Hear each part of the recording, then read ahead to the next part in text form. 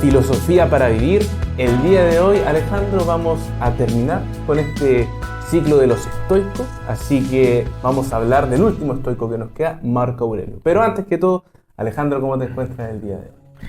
Hola Paulo, bien, y aprovecho de mandarle a todos un buen año 2025. Justamente. Es el primer capítulo de este año 2025, así que sea mucho mejor y que todos podamos, digamos, cumplir nuestros sueños, nuestras metas, y justamente vamos a empezar con Marco Aurelio, con este último filósofo estoico que hemos elegido, porque hay muchos más, Claro. para hablar sobre su vida. Es uno de los filósofos muy importantes, no solamente por el libro que vamos a comentar de él, sino también por lo que hizo.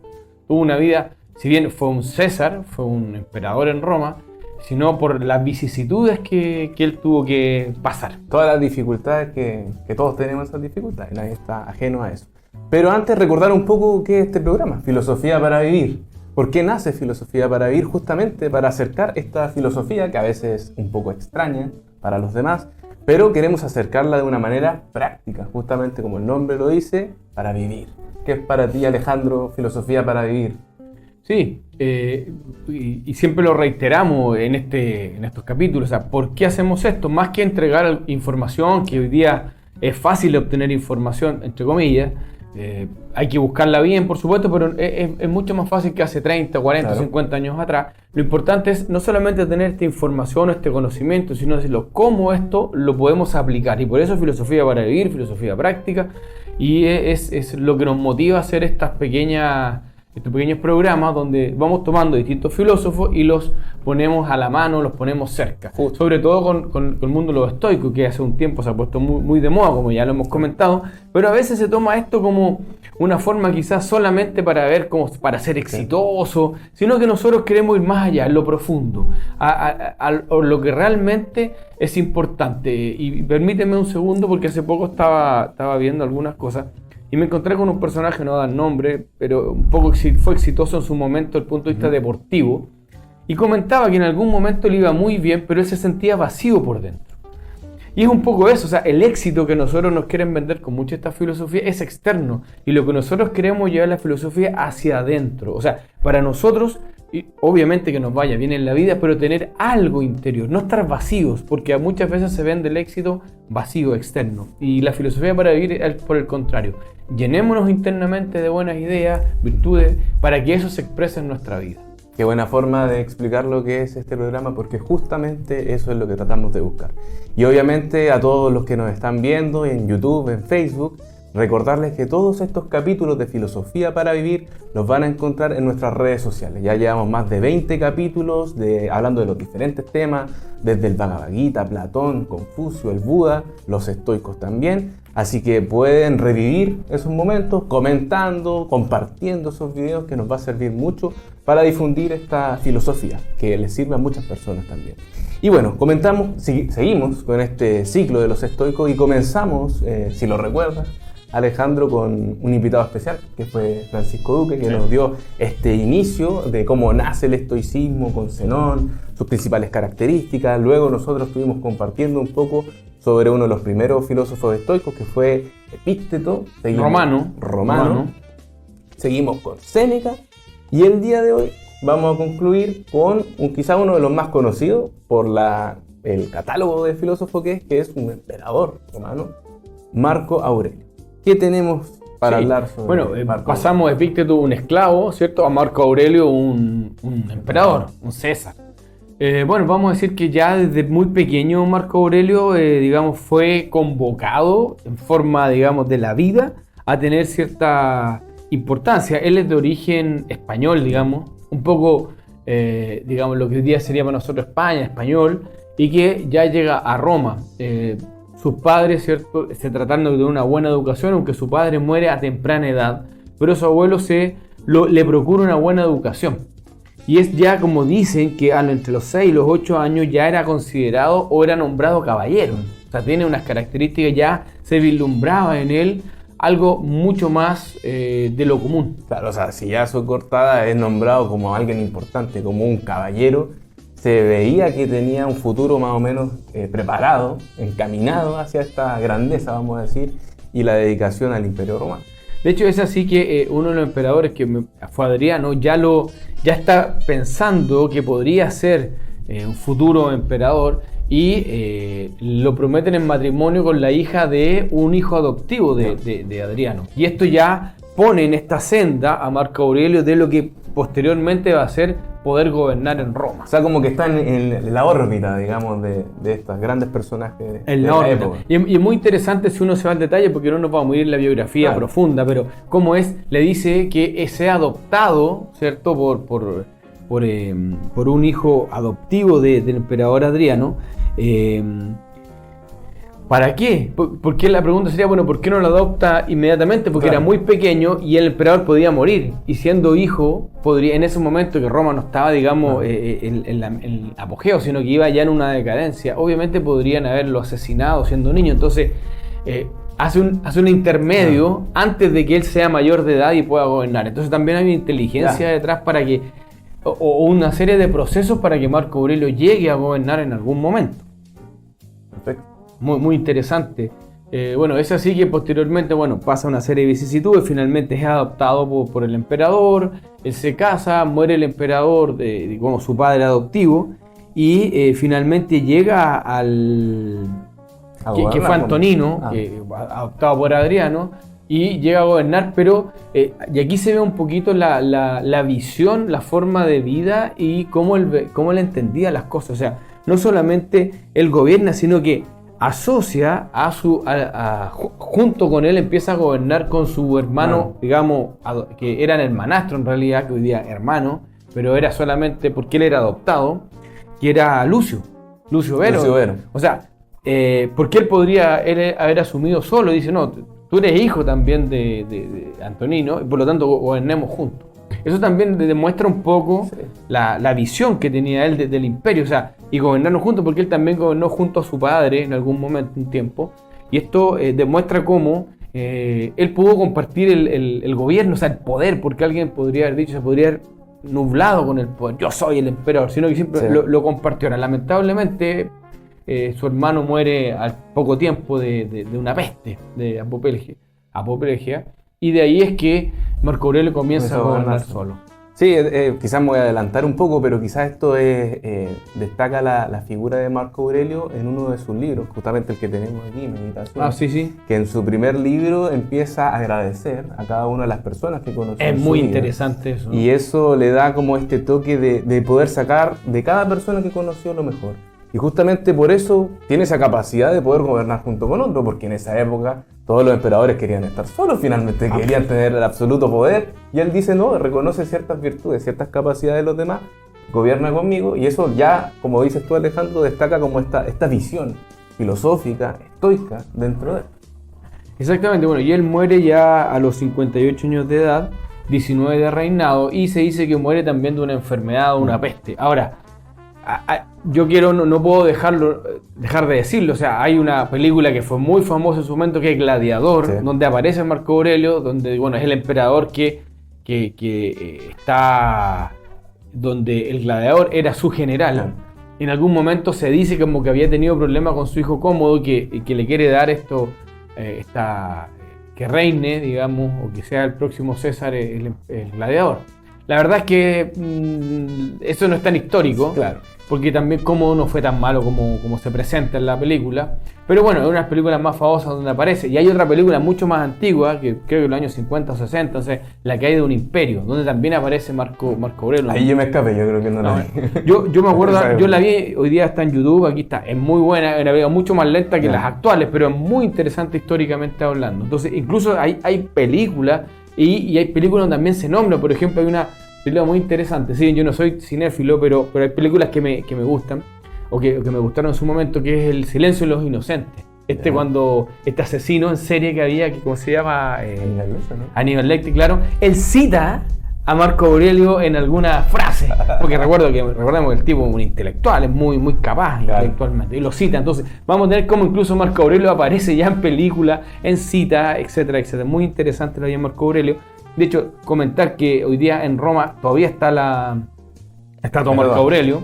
De hecho, Roma... ¿Alguna anécdota ahí? Estoy seguro que tiene una anécdota. Bueno, no tanto, pero se dice que Marco Aurelio, bueno, mientras esté la estatua de Marco Aurelio, Roma va a existir. Y se dice en algún momento se estuvo restaurando y que la sacaron un poco menos que escondida y dejaron ahí una... y bueno, después la gente se enteró mientras la restauraban y cuando la trajeron nuevamente era una procesión. O sea, hoy día Marco Aurelio es totalmente todavía famoso en Roma. O sea, no es un personaje que pasó desapercibido. Así que estamos hablando de un gran filósofo, un gran estadista, un gran emperador. Se dice que fue unos años bastante próspero, logró a Roma sacarlo nuevamente a flote porque tuvo guerra contra los germanos, contra una serie de... ¿Qué dificultades tuvo que vivir Marco Aurelio, que fueron también demostrando un poco esta filosofía estoica? ¿Qué tuvo que enfrentar? Porque no creo que haya sido todo, digamos, color de rosa, todo bonito. Muchas guerras, pero también trajo la paz, expandió un poco el imperio, tuvo también revuelta interna contra Vido Casio, donde tuvo que, obviamente la eliminó, y también tuvo problemas familiares. Hay problemas bastante interesantes y que para cualquiera habrían sido muy difíciles, pero igual él los supo llevar adelante y le permitió finalmente, más allá de todo lo que pudo haber hecho, lo que siempre se rescata es la forma de vivir de él, más allá de todas las dificultades que vivió problemas personales, problemas, digamos, en el imperio, tuvo guerra y una de las características, bueno, como era estoico, él vivía justamente en una tienda de campaña. Y ahí escribía este libro que un poco tú, delante estábamos hablando, y tú sabes cuéntanos cómo se encontró este libro. Se encontró Porque, bueno, primero hay que decir que el libro no lo escribió Marco Aurelio para ser publicado. No, claro, eran sus propias reflexiones que él tenía en sus tiendas de campaña mientras estuvo en guerra. Y que finalmente este libro fue encontrado en la Edad Media, por lo que me contó Alejandro antes en el backstage. Así que si Alejandro quiere profundizar sobre cuándo fue encontrado, se lo agradecería. Sí, bueno, no me acuerdo exactamente, pero fue encontrado en la Edad Media, porque y cuando lo encuentran empiezan se encuentran unos rollos donde él escribía, y luego se empieza a transcribir y posteriormente, bueno, se empieza a imprimir y ahí ya a partir de, no recuerdo exactamente, se puede buscar. Pero ya cuando se hace muy famoso y dice, bueno, y se reconoce que el libro de Marco Aurelio, que fue lo que escribió, él no lo escribió para los demás, sino que para sí mismo, se llama Meditaciones o Soliloquio o a mí mismo. Y también hay algunas cartas, unas cartas más interesantes, justamente la carta cuando escribe sobre Vido Casio, que es cuando se estaba haciendo esta revuelta interna. Ahí da, digamos, un fragmento histórico de lo que realmente pasó. Es importante, un aporte histórico. Muy importante. Alejandro, ¿qué puedes destacar tú quizás de la vida de Marco Aurelio, digamos, lo cotidiano? ¿Tenía alguna costumbre? Algo que... Bueno, para mí, una de las cosas destacadas es que él vivía en una tienda de campaña. O sea, se dice que vivía igual como los soldados. Obviamente era el emperador, era el César, pero no tenía ciertas cosas. Pero era muy austero, vivía ahí, no de grandes lujos. Y una de las cosas que hacía justamente este libro, que dense en fragmentos, no están todo lo que él escribió, pero son estas reflexiones estoicas. El poder escribir en las noches porque finalmente lo que él escribió era para sí mismo, aquellas cosas que tenía que corregir, que él encontraba que había que mejorar, pero no era para los demás, sino que lo que él tenía que él tenía que mejorar. Y eso a mí me parece extraordinario, poder vivir de esa manera. Así que yo rescataría eso para mí. Sí, yo creo que uno de los elementos más importantes de los estoicos es esta reflexión diaria. Y recuerdo haber también hablado de Pitágoras, que también tenían estos ejercicios que todas las noches tenían que dedicarse por lo menos un momento a poder reflexionar. Así que viene de una filosofía, no solo de él, sino que la filosofía en general. Así que es importante destacar ese elemento práctico. Y nuestro director nos está mirando con cara de que tenemos que irnos a una pausa, así que para que puedan ver toda nuestra actividad y continuamos ya con las enseñanzas o el libro de meditaciones de Marco Aurelio.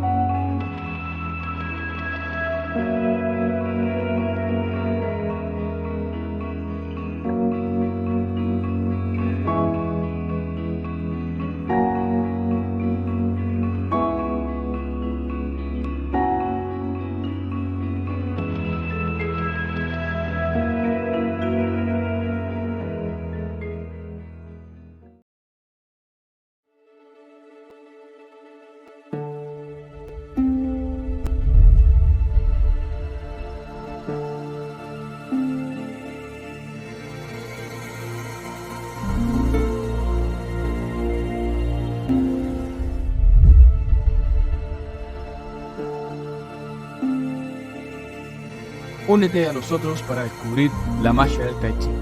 Esta antigua práctica china puede brindarte una mejor salud, reducir el estrés y darte una mayor calidad de vida. Ven a nuestras clases, te esperamos. Ya estamos de vuelta, continuamos con Filosofía para Vivir y seguimos con Marco Aurelio. Sí. Oye, permíteme algo, Dígame. porque tú lo comentaste y a mí también me llamaba mucho la atención. De hecho, cuando me leí este libro hace muchos años atrás, fue lo que más me impactó. O sea, hay muchas cosas de este libro, pero este agradecimiento es muy interesante. De hecho, a mí me hizo reflexionar muchísimo, personalmente. Y bueno, aquí vamos a ver, dice... y así parte agradeciendo. Dice, de mi abuelo Vero, el temperamento y la serenidad. De la reputación y escritos heredados de mi padre, el carácter prudente y viril. De mi madre, la obediencia a los dioses, la generosidad y la renuncia no solo a obrar mal, sino incluso a rebajarse a tales pensamientos. Aún más, la moderación en el sistema de vida y el alejamiento de la forma de vivir características de los ricos. Mira, de mi bisabuelo, el no haber asistido a las escuelas públicas y haberme proporcionado buenos maestros en casa, y de haber comprendido que para tales fines es indispensable gastar con generosidad. Oye, es muy interesante. De mi tutor, el no haber sido del bando de los verdes ni de los azules, ni simpatizante de los parmularios ni de los escutarios, el resistir el cansancio y el tener pocas exigencias, el trabajo con esfuerzo personal y la renuncia a excesivas tareas y su contraria aceptación de la calumnia.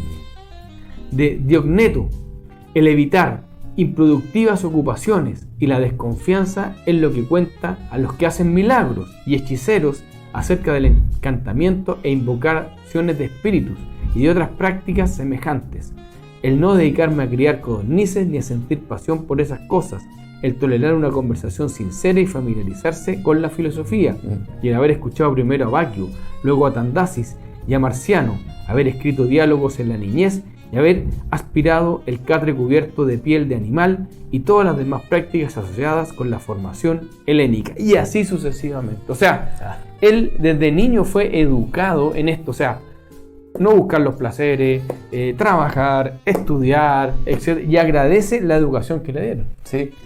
Bueno, como mencionábamos antes de la pausa, en definitiva, estos agradecimientos, estas formas de encontrar en cada una de las personas que conoció en su vida lo mejor, es algo destacable porque hoy en día es súper fácil fijarse en los defectos de los demás. Y el defecto obviamente te produce un poco de rechazo. Y todos sabemos que todos tenemos algún tipo de defecto, eso está claro que todos tenemos un tipo de defecto, pero es súper difícil el ejercicio que hace él, que en definitiva es sacar algo bueno, lo mejor, por más que la persona sea la más mala del mundo o que tenga lo peor del mundo, él tiene esta capacidad de poder extraer algo bueno de él. Y ese ejercicio yo lo encuentro que es muy filosófico y es muy difícil también, porque es difícil sacar algo bueno de alguien que te cae mal, de alguien que tú realmente no quieres estar, alguien que te desagrada. Es difícil hacer ejercicio. Claro. Pero si lo logramos hacer, yo creo que encontramos algo interesante. De hecho, incluso tú puedes aprender del error para claro. tú no cometerlo. Claro, también puede destacar eso. Claro, de hecho, por lo supuesto. destaca Marco Aurelio ahí en el primer libro. Sí, sí. Entonces, bueno, es muy interesante, por eso invitamos a leer, o sea, que hay gente como que, se salta parte. Es muy interesante porque, o sea, a mí me lleva a reflexionar sobre mi educación y sobre la que yo tenía que dar, por ejemplo, a mi hijo. O sea, finalmente siempre se dice, no, lo que mejor se le puede entregar es la educación. Pero ¿a qué nos referimos con educación?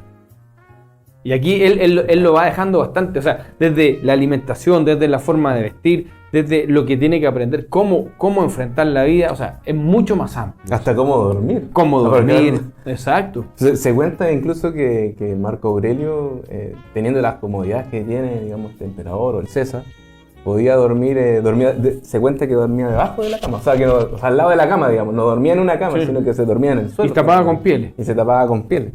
Ese ejercicio yo lo encontraría difícil hoy en día. Bastante difícil.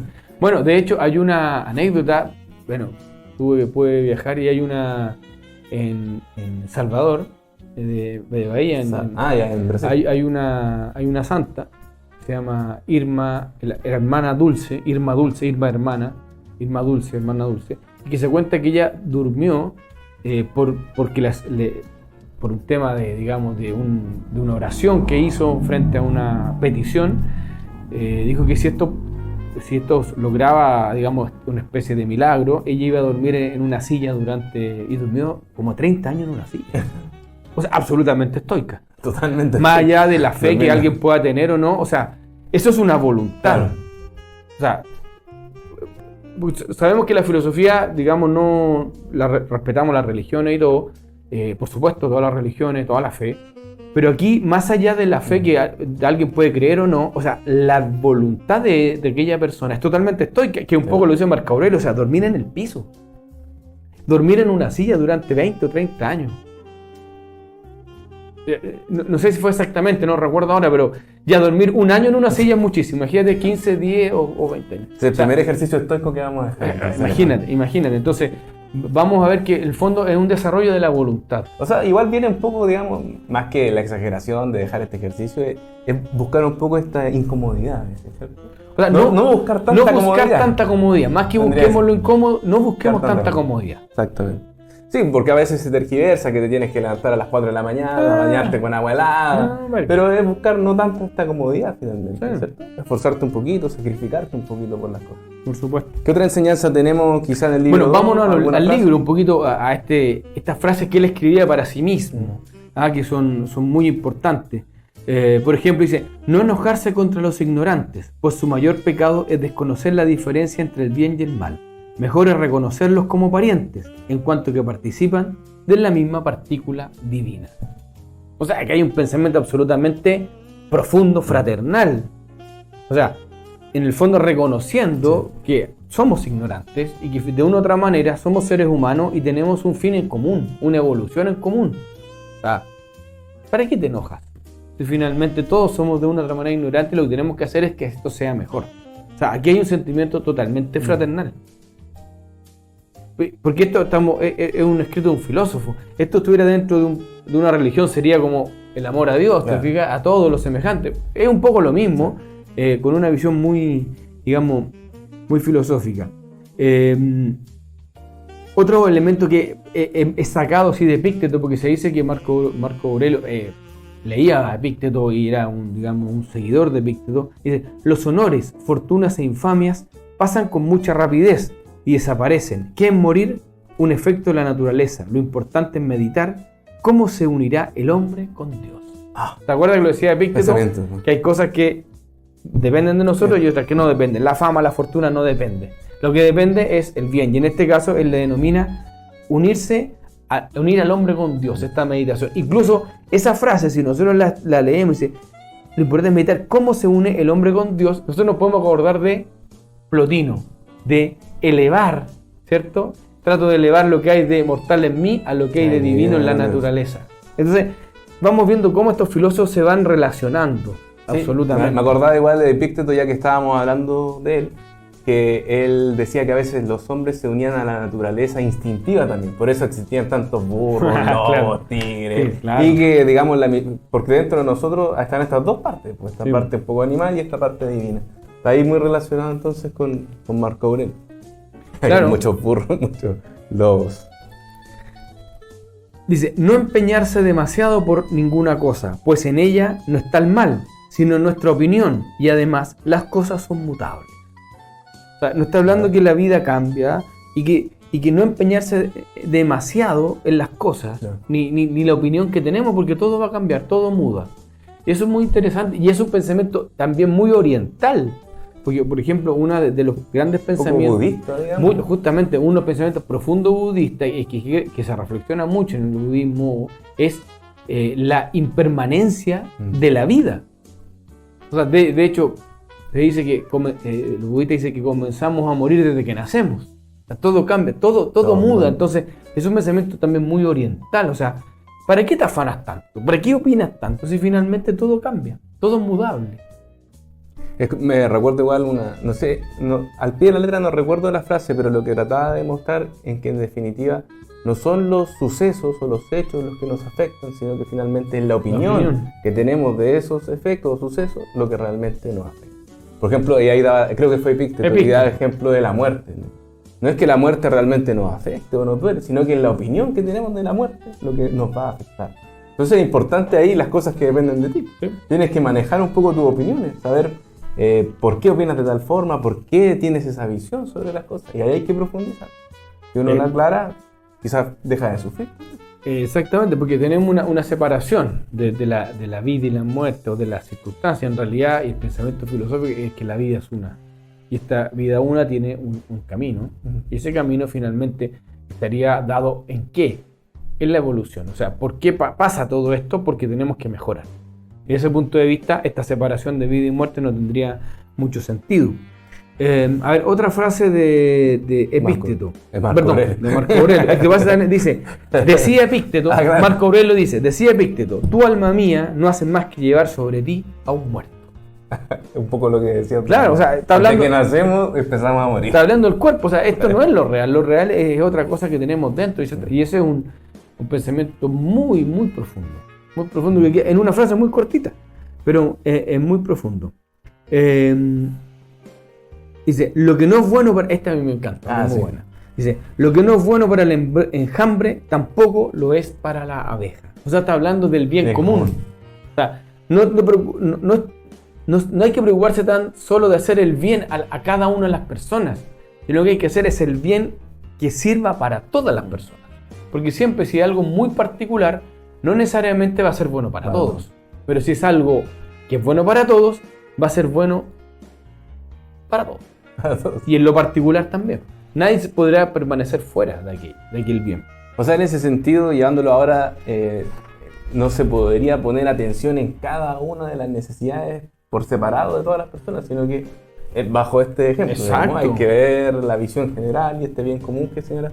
A veces, claro, se puede dañar, entre comillas, a alguien o a un grupo, pero si es por el bien común, y les va a llegar igual. Es que si es el bien común no se podría dañar a nadie, claro. solamente a menos que estén fuera, digamos, del marco de lo que quiere la sociedad, que es una de las grandes dificultades que hay.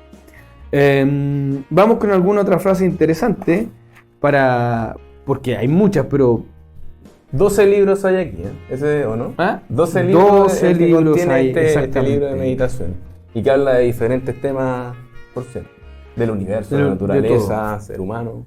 Dice, imitar a los astros en su orden, pureza y desnudez, pues ellos no tienen velo con que cubrirse.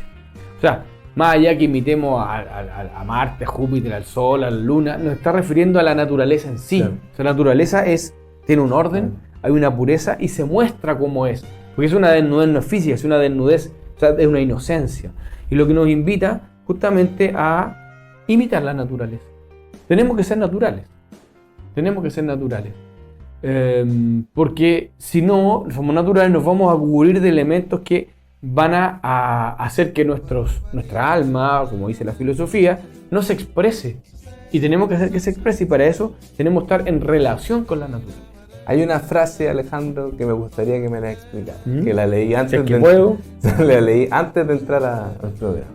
Dice, es libre quien libremente obedece a lo que necesariamente es. Ya, pero eso no lo dijo Marco Aurelio. Ah, no, pero la leí, es de lo de Estoico. Eso no lo dijo Marco Aurelio. Pero a ver si podemos hablar un poquito esa es de eso. Séneca, me parece, o de Cicerón. Creo que Tiene que ver la libertad un poco aquí con el pensamiento estoico, ya vamos. Sí, la libertad, o sea, en este caso la libertad es cumplir con el deber. Y el deber se está representando en esta frase, o sea, la naturaleza. La naturaleza tiene una ley, un deber, y nosotros tenemos un deber como seres humanos. ¿Y cuál sería nuestro deber como seres humanos? Ser mejores, evolucionar, hacer que este enjambre sea mejor. Eso es ser libre. O sea, cuando yo soy libre, cuando elijo lo correcto, cuando elijo lo que tengo que hacer, que es correcto por los demás, no en lo personal. O sea, y sería esclavo, digamos, en lo contrario, un esclavo de mis deseos personales o de mis propias emociones. Exactamente. Mis pasiones. En la medida que yo no trabajo por los demás, soy un esclavo ¿de qué? De mis deseos. De mí mismo. Y que no necesariamente eso va a ser algo positivo, lo que yo necesariamente desee, porque yo puedo desear cualquier cosa. Y quizás mi deseo no va a ir en el bien común. Entonces, hay una reflexión. De hecho, espero no ofender a nadie, pero esto ya está, hoy día he visto he leído un par de cosas, he visto sobre cuando se habla de la estupidez, y que la estupidez viene del individualismo. O sea, ¿quién es el estúpido? No es alguien que tenga un problema, digamos, psicológico, mental, sino es aquel que es individualista. Entonces, claro, si yo en el fondo soy un esclavo, es porque soy un individualista y soy un poco estúpido. sin duda, o sea, no estoy defendiendo a nadie porque de ahí viene. Entonces, hay que justamente, yo soy libre cuando obedezco lo que libremente sucede en la naturaleza y que es cumplir con nuestro deber con todo, con la comunidad, con quienes nos rodean, y trabajo para eso. Eso es lo importante. Para terminar con esto y digamos darle un cierre filosófico a esto, dice: si los que aman el deleite y odian el trabajo, menosprecian la muerte, ¿hará el filósofo lo mismo que ellos?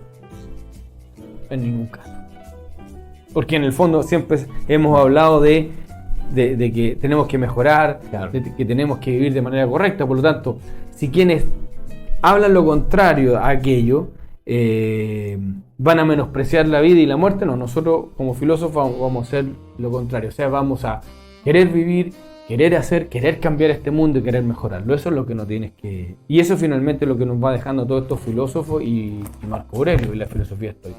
Yo, como te decía, para cerrar este ciclo, más allá de Marco Aurelio, queda muchísimo por hablar. Quería un poquito cerrar con esta teoría filosófica, digamos, estoica. Porque a veces se cree que los estoicos decían cosas nomás o hacían cosas. Eran normas morales solamente, claro, para vivir. Pero tenían ciertos pensamientos. Claro. Y uno de ellos tiene que hablar con los ciclos de la vida. Ellos dicen que todo venía de una especie de terignio, un centro donde tenía como esta alma del mundo, esta anima mundi, esta alma del universo. Y que esta, en la medida que se expresa como una especie de explosión, vamos a hablar, que tiene mucha relación con muchas de las teorías que hoy día salen, se empieza a manifestar, empieza a caer, se empieza a dividir, como queramos decirlo, y llega a la máxima división o a la máxima plurificación, o sea, se plurifica, se hace plural mucho, hasta que es tanta esta división que llega a lo que nosotros conocemos, para nosotros, que es los elementos tierra, agua, aire y fuego, estos 4 elementos de la naturaleza. Y que está ahí y se está expresando. Pero una vez que este ciclo termina, ellos dicen, ¿sí?, se produce el gran incendio, así le llaman, y que esto volvería nuevamente a este eterignio. ¿Para qué? Para nuevamente manifestarse. Nuevamente. Entonces están hablando de un ciclo, que sería una especie de espiral cíclica, pero también ascendente. Porque no es hacia el lado ni va hacia abajo, sino que es ascendente, porque dicen que esto se va a volver a manifestar en un ciclo de mayor perfección. O sea, ellos nos están planteando que la vida iría en una constante evolución, que manifestación e inmanifestación, o creación y destrucción, y así se iría como nacimiento y muerte. Entonces, en esta teoría tenemos una serie de que podemos pensar, o podemos ir viendo que el universo se manifestaría constantemente, muchas veces, está en expansión hasta que se volvería a contraer, por ejemplo. Claro. Podríamos hablar que los sistemas solares nacerían y mueren y se volverían a manifestar. Y también esto lo podríamos llevar a los seres humanos, que nacemos y morimos y nos vamos a volver a nacer y a morir hasta que alcancemos el objetivo de la vida una que decíamos, que vida y muerte en realidad no existirían, sino que serían momentos psicológicos y que esto pertenecerían a una sola vida, que sería este ciclo de ir y venir. ¿Para qué? Para llegar al final. ¿Y cuál sería este final? La evolución. Y ellos hablan de 2 elementos. ¿Cuáles son? La finalidad y necesidad. Exactamente. Hice la tarea. Necesidad y finalidad. ¿Cuál sería la finalidad? La evolución. Y para llegar a esa finalidad tenemos una necesidad de existir. O sea, todos los hechos que me ocurren son necesarios para poder llegar a la finalidad. O sea que hablaríamos de elementos que ellos no hablan de esta manera, pero que podríamos relacionar lo que dice lo oriental, karma y dharma.